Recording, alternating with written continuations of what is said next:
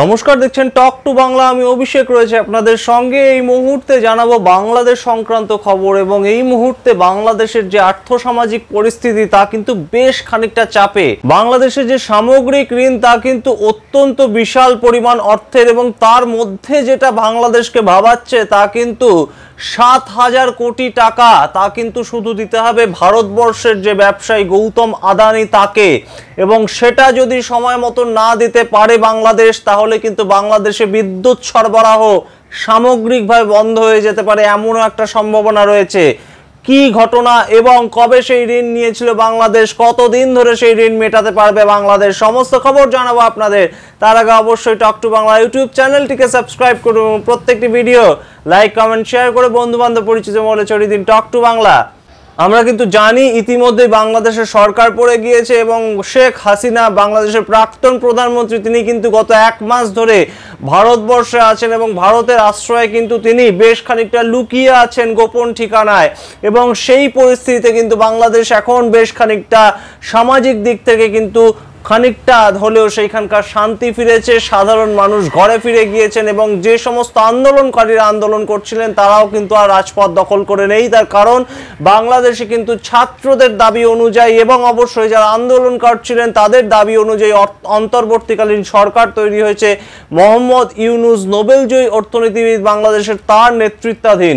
এবং সেই জায়গা থেকেই কিন্তু এবার গৌতম আদানি কোথাও গিয়ে বাংলাদেশ সরকারের উপর চাপ সৃষ্টি করতে পারে বলে এমন কিন্তু একটা সম্ভাবনা দেখা যাচ্ছে। তার কারণ কিন্তু অত্যন্ত তাৎপর্যপূর্ণ। তার কারণ গৌতম আদানি কিন্তু 2018 সালে ঝাড়খণ্ডে তিনি কিন্তু একটি ইলেকট্রিক প্লান্ট তৈরি করেন এবং সেই ইলেকট্রিক প্লান্ট তৈরি করার যে মূল উদ্দেশ্য ছিল সেটা কিন্তু বাংলাদেশকে বিদ্যুৎ সরবরাহ করা এবং 100% সেই প্লান্টের যতটা বিদ্যুৎ তৈরি হবে উৎপন্ন হবে সেই প্লান্ট থেকে কিন্তু তা বাংলাদেশের কাজে লাগবে। এমনই কিন্তু একটা চুক্তি হয়েছিল গৌতম আদানির সঙ্গে শেখ হাসিনা সরকারের।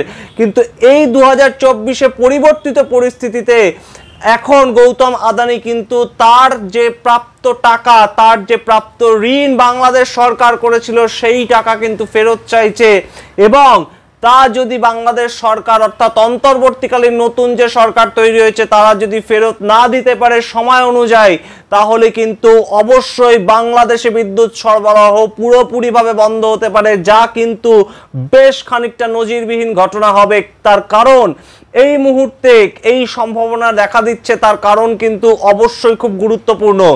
এই 2018 সালে যখন গৌতম আদানি ইলেকট্রিক প্ল্যান্টটি ঝাড়খণ্ডে তৈরি করেছিলেন, তখন কিন্তু এই ইলেকট্রিক প্ল্যান্টটি তৈরি হয়েছিল শুধুমাত্র বাংলাদেশকে ইলেকট্রিক পরিষেবা সম্পূর্ণভাবে দেওয়ার জন্য। কিন্তু এখন কিন্তু নরেন্দ্র মোদী সরকার, ভারত সরকার কিন্তু গৌতম আদানিকে ভারতবর্ষেও এই ইলেকট্রিক ব্যবসা চালানোর ছাড়পত্র দিয়ে দিয়েছে।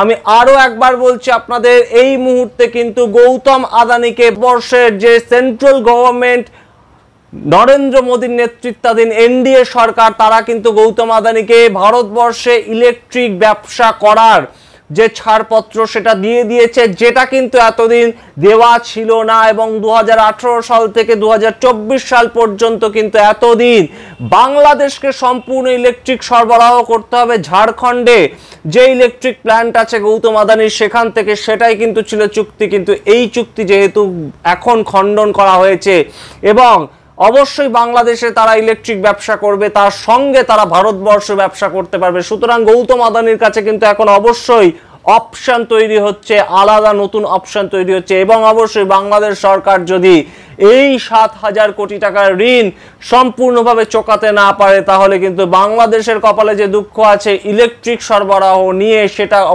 অবশ্যই দিনের আলোর মতন স্পষ্ট।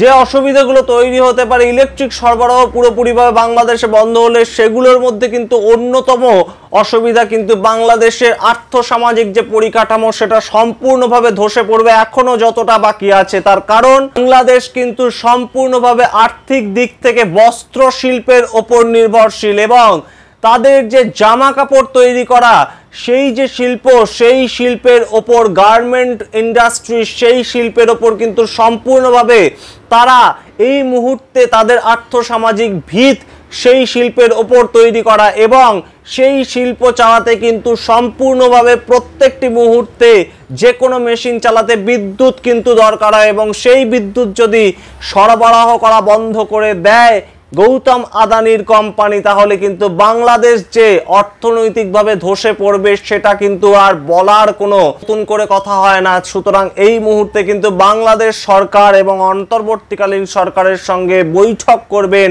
গৌতম আদানি সূত্র মারফত কিন্তু এমনই খবর, এবং অবশ্যই ইতিমধ্যেই কিন্তু এক দফা বৈঠক হয়ে গিয়েছে নতুন যে সরকার তৈরি হয়েছে তাদের সঙ্গে, এবং গৌতম আদানির কাছে কিন্তু রিকোয়েস্ট করা হয়েছে আরও যাতে ঋণ শোধ দেওয়ার দিন এক্সটেন্ড করা হয়। এই ঘটনা কিন্তু অত্যন্ত নজিরবিহীন এই মুহূর্তে, এবং গৌতম আদানির কোম্পানি সেই ঋণ এক্সটেন্ড করার দিন বাড়িয়েছেন কিনা, বাড়ালেও ঠিক কতটা বাড়িয়েছেন সেই প্রশ্নগুলো কিন্তু এখন ওয়াকিবহাল মহলের কাছে অত্যন্ত তাৎপর্যপূর্ণ। তার কারণ গৌতম আদানি কিন্তু এখন ভারতবর্ষে ব্যবসা করার, ইলেকট্রিক ব্যবসা করার ছাড়পত্র পেয়ে গিয়েছে।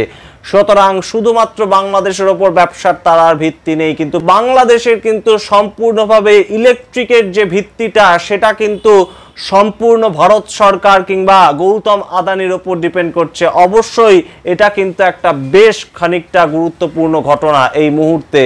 অবশ্যই তার সঙ্গে আমরা আপনাদের আরো জানাই যে এই মুহূর্তে বাংলাদেশ সরকারকে কিন্তু 18 লক্ষ কোটি টাকার অর্থাৎ $18 মিলিয়ন কিন্তু চীনকে শুধু শোধ দিতে হবে। বিভিন্ন কাজের ক্ষেত্রে চীনের থেকে শুধুমাত্র $18 মিলিয়ন কিন্তু বাংলাদেশ সরকার, আগের যে সরকার তারা কিন্তু ধার নিয়েছিল এবং সেই ঋণ কিন্তু এখন শোধ করতে হবে। আমরা অবশ্যই জানি সারা পৃথিবীর 170টিরও বেশি দেশ, ছোট থেকে বড় দেশ কিন্তু চীনের থেকে ধার নিয়ে সেই ক্ষেত্রে কিন্তু তারা রীতিমতো ধুঁকছে, এবং চীনের যে টার্মস অ্যান্ড কন্ডিশনস তার কাছে কিন্তু বেশ খানিকটা মাথা নুইয়েই চলতে হচ্ছে বিভিন্ন দেশকে।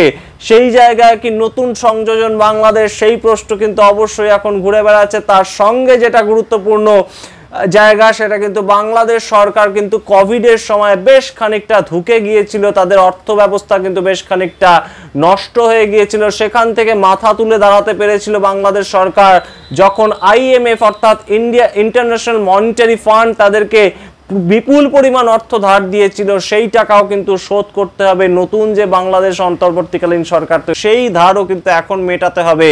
তার সঙ্গে বাংলাদেশের যেটা দ্বিতীয় অর্থসামাজিক ভিত্তি সেটা কিন্তু রাশিয়ার থেকে যে জ্বালানি আসতো বাংলাদেশে, সেই জ্বালানি কিন্তু তারা আমদানি করে বিক্রি করতো, কিন্তু সেইটাও কিন্তু এখন বন্ধ হয়ে গিয়েছে রাশিয়া ইউক্রেন যে যুদ্ধ হয়েছে তারপর থেকে। সুতরাং বাংলাদেশ কিন্তু এখন কমপ্লিটলি থ্রেটের মুখে, বহির্বিশ্বের সঙ্গে তাদের যে সংযোগ সেটা কোথাও গিয়ে কিন্তু এই অন্তর্বর্তীকালীন সরকারকে ঠিক করতে হবে। সেই জায়গাটা কিন্তু ঠিক না করলে, সেই সম্পর্কগুলো ঠিক না করলে শেখ হাসিনা যেভাবে দেশ চালাতেন সেইভাবে কিন্তু আর দেশ চালাতে পারবেন না এই নতুন অন্তর্বর্তীকালীন সরকার। সেরকম কিন্তু একটা আশঙ্কা দেখছে রাজনৈতিক মহল এবং ওয়াকিবহাল মহলের একাংশ। আমরা অবশ্যই নজর রাখবো যে বাংলাদেশ সরকার আবারও তাদের আর্থসামাজিক ভিত কোন ব্যবসার মাধ্যমে কিংবা কোন সম্পর্কের মাধ্যমে টিকিয়ে রাখতে পারে, নাকি অন্যান্য বিভিন্ন দেশ শ্রীলঙ্কা পাকিস্তানের মতোই আর্থসামাজিকভাবে সম্পূর্ণ ধসের মুখে পড়তে হয় নতুন যে অন্তর্বর্তীকালীন সরকার গঠিত হয়েছে বাংলাদেশে এবং সম্পূর্ণ বাংলাদেশকে। সমস্ত খবর জানাবো আপনাদের, আপনারা দেখতে থাকুন টক টু বাংলা। ভুলবেন না টক টু বাংলা ইউটিউব চ্যানেলটিকে সাবস্ক্রাইব করতে। ধন্যবাদ।